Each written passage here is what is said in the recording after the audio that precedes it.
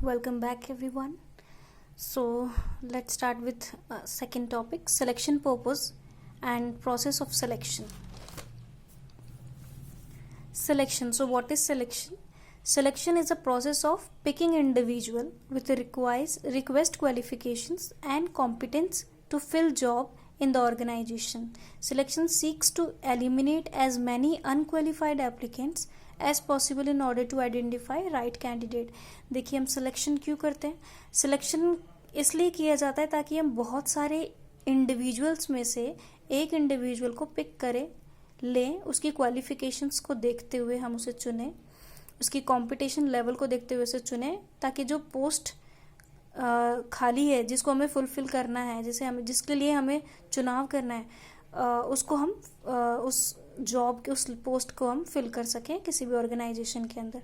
तो इसमें क्या होता है ना कि बहुत सारे एम्प्लॉयज़ आते हैं, उनमें से हम बहुतों को एलिमिनेट कर देते हैं क्योंकि वो परफेक्ट और एकदम राइट सूटेबल कैंडिडेट नहीं होते उस पोस्ट के लिए.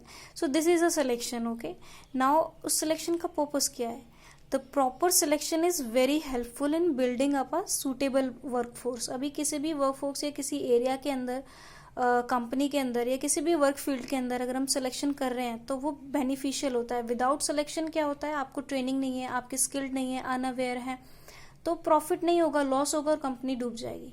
सो this is that's the only reason because we do the selection purpose. So their productivity और एफिशिएंसी जो है इससे हाई होती है कंपनी की. इसलिए हम डायरेक्टली जिस पोस्ट के लिए हमें पर्सन चाहिए उसके स्किल को मैच करते हुए हम उसका चुनाव करते हैं. This is purpose. The basic purpose of the selection process is choosing right type of candidate to benefit various position in organisation. Got it. In order to achieve this purpose, a well-organized selection process is required. भाई किसी भी company में अगर हमें selection करना है employees का, company के लिए सो उसके लिए एक वेल ऑर्गेनाइज होना चाहिए. तो each step should provide more and more information about candidate. भाई जितनी इन्फॉर्मेशन कैंडिडेट के बारे में हम परसीव कर सकते हैं, जितनी ज़्यादा हो सकती है इन्फॉर्मेशन लेना जो है ज़रूरी होता है. बिकॉज हमें उसको उस फैमिली यानी कि किसी ऑर्गेनाइजेशनल फैमिली का हिस्सा बनाना है.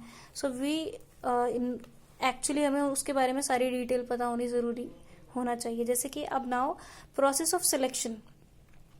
Selection is a long process commencing from the preliminary यानी कि शुरुआती interview of the applicants and ending with the contract of employment. भाई शुरुआती जो इंटरव्यू से पहले की जो डिटेलिंग यानी डॉक्यूमेंट वेरीफाई से शुरू होकर लास्ट जो कॉन्ट्रैक्ट हो जाता है किसी भी एम्प्लॉय का एम्प्लॉयर के साथ में कि भाई मुझे इस कंपनी में यहाँ मैं मैंने जो है पॉलिसीज एंड इन सब चीज़ों को साइन कर दिया है कि I am happy with this job. तो उस तरीके का जो है कॉन्ट्रैक्ट साइन किया जाता है. तो देयर वर 8 जो है इसमें सिलेक्शन है प्रोसेस है. First is preliminary interview, then selection test, then employment interview, then reference and background analysis, then selection decisions, physical examination, job offers, employment contract, then evaluation. So first जो है हमारा preliminary interview. preliminary interview का मतलब होता है कि interview से पहले जो हम डॉक्यूमेंट वेरिफिकेशन कर देते हैं या ऑलरेडी अगर मैंने किसी भी जॉब का अगर इश्तिहार दिया है उस तरीके हम पूरी डिटेल मेंशन कर देते हैं कि आपको ये लेवल का जो है BA MA या ग्रेजुएटेड पोस्ट ग्रेजुएटेड जो है कैंडिडेट चाहिए. इस तरीके की इन्फॉर्मेशन जो है हम डालते हैं तो उसको चेक करते हैं ये.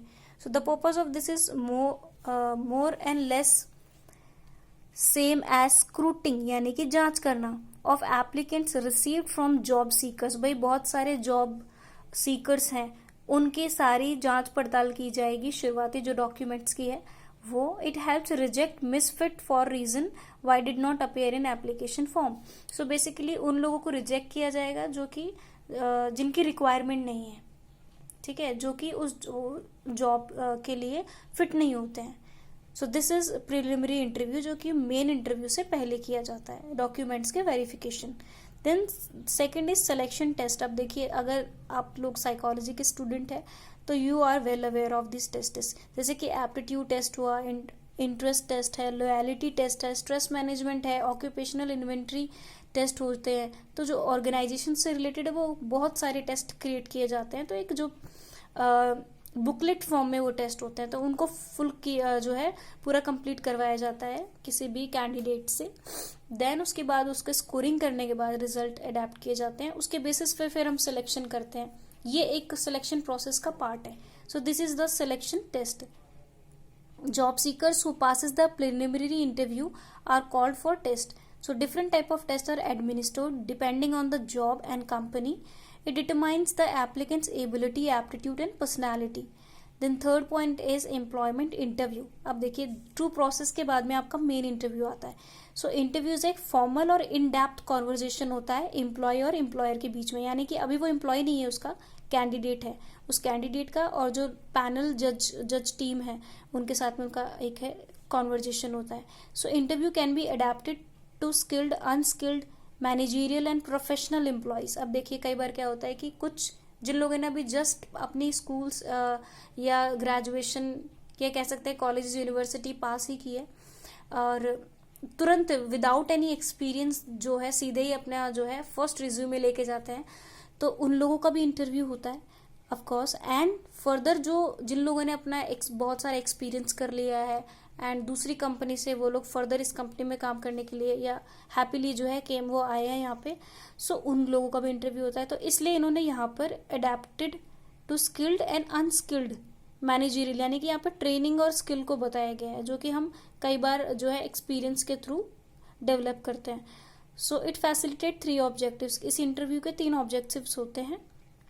It help obtain additional information from applicants, भाई जो कैंडिडेट है उसके बारे में ज़्यादा से ज़्यादा इन्फॉर्मेशन इकट्ठा करना कि वो भाई हम जिस जॉब के लिए उसको हायर कर रहे हैं क्या वो सूटेबल है कि नहीं है। So another one is to facilitates giving general information to applicant. Job की पॉलिसी के बारे में बताएंगे उन्हें, रूटीन की भाई एक शिफ्टिंग जो टाइम है कैसे कैसे करना है, एथिक्स जो भी आपके एथिकल कोड है कंपनी के उसको डिस्क्राइब करेंगे आप।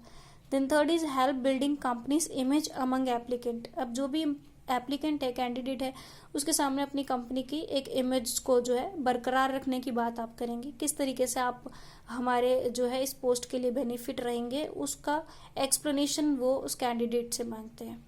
Then fourth is reference and background check. So many employers request name. तो बेसिकली क्या होता है ना, हम कभी भी रिज्यूमे बनाते हैं तो उसमें हमारा नेम, एड्रेस और टेलीफोन नंबर होता है और भी फर्दर काफ़ी डिटेल्स होती हैं। सो बेसिकली टोटली डिपेंड्स कि कौन अपना जो भी कैंडिडेट है वो किस तरीके का रिज्यूमे बनाता है। सो ये लोग क्या करते हैं उस चीज़ को वेरीफाई करते हैं भाई फ़ोन करके या फिर एड्रेस वगैरह सारी जांच पड़ताल करके किसी कैंडिडेट को जो है भरोसेमंद बनाते हैं। So the previous employees are preferable because they are already aware of applicant performance। देखो जो ऑलरेडी कोई एम्प्लॉय है किसी कंपनी में काम कर रहा है तो वो तो ऑलरेडी अवेयर रहते हैं उसके बारे में, क्योंकि जो जांच पड़ताल वो आज कर रहे हैं नए एम्प्लॉय के लिए वो पहले कर चुके हैं, इसलिए वो वहाँ से एकदम ट्रस्टवर्दी रहते हैं। Then third is references check covers. References check cover का मतलब होता है कोई क्रिमिनल केस तो नहीं है इस पहले के रिकॉर्ड में, प्रीवियस एम्प्लॉयमेंट को चेक किया जाता है भाई पहले जो है क्यों निकला है वो वहाँ से, क्या रीज़न था। कई लोग क्या होता है ना डिफरेंट चीज़ों के लिए निकल भी जाते हैं खुद से क्योंकि उनकी नीड सेटिस्फाइड नहीं हो रही है वहाँ पे, और कई बार जो है निकाले जाते हैं, तो वो दोनों रीज़न अलग अलग होते हैं, इसलिए उनका भी चेक करना ज़रूरी होता है। देन एजुकेशन चेक की जाती है, क्या बिल्कुल जो बताई गई है क्या बिल्कुल वही है कि नहीं है, कोई फेक भी बनवा लेते हैं कई बार। Then credit, civil, union affiliation, character references भी चेक किए जाते हैं कई बार। Then fifth is selection decision. अब जो टीम मेंबर्स है काफ़ी जिन्होंने सिलेक्ट करना था वो अब सिलेक्ट करके बताते हैं कि हाँ भाई उनकी पोलिंग होती है कि 5 अगर जजेस हैं तो उनमें से 3 अगर एग्री करते हैं तो they will hire the person. The other stage the selection process have been used to narrow the number of candidates. The final decision has to be made from the pool of candidate who pass test interview and reference checks. Then physical examination। अब देखिए ये एक बहुत बड़ा example है, जब हम किसी आर्मी के अंदर आप जाना चाहते हैं तो आपका फिजिकल एग्जामिनेशन होता है. The candidate is required to undergo physical fitness test. The result of the medical fitness test are recorded in a statement and are preserved in personal record. Objective behind test is to detect individual carries and क्या किसी individual को कोई infection diseases तो नहीं है, जैसे कि for example आजकल कोविड चल रहा है ना, तो just on this. So whether applicant is physically fit to perform the work or physical capabilities to check.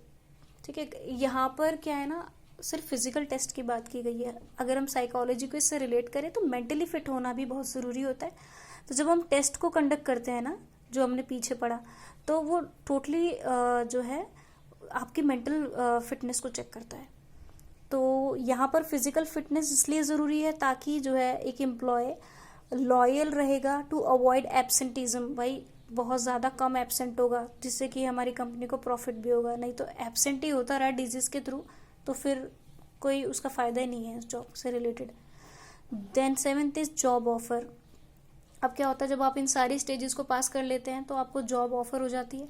ठीक है, तो the next step is the selection process, job offer. To those applicant who have crossed all the previous hurdles, then job offer made through a letter of appointment. आपको एक appointment letter मिल जाता है. Such a letter generally contains a date by which the appointment must report on duty. भाई आपको उसमें एक duty या फिर ज्वाइनिंग, किसको कहते हैं, ज्वाइनिंग लेटर, वो आपको रिसीव होता है. Then you have to join on that time. तो जो अगर डेट आपको लिखी है 1st of April, तो यू हैव टू गो. तो वो वाला जो दिन होता है वो जॉब ऑफर कहा जाता है इसको. तो उसके बाद आपका लास्ट आता है contract of employment. After the job offer have been made and the candidate accept the offer, certain document need to be executed by the employers and the candidates. One such document is attestation form. जो आपका form आपने fill किया था शुरुआती, उसके साथ में आपके सारे डॉक्यूमेंट जो है स्टेट करके उसको रखा जाता है. This form this form contains certain vital detail about the candidates which are authenticated and attested by him or her.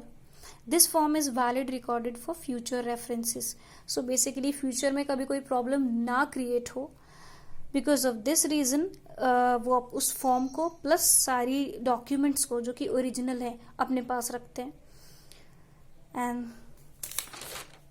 so we have done with this process of selection.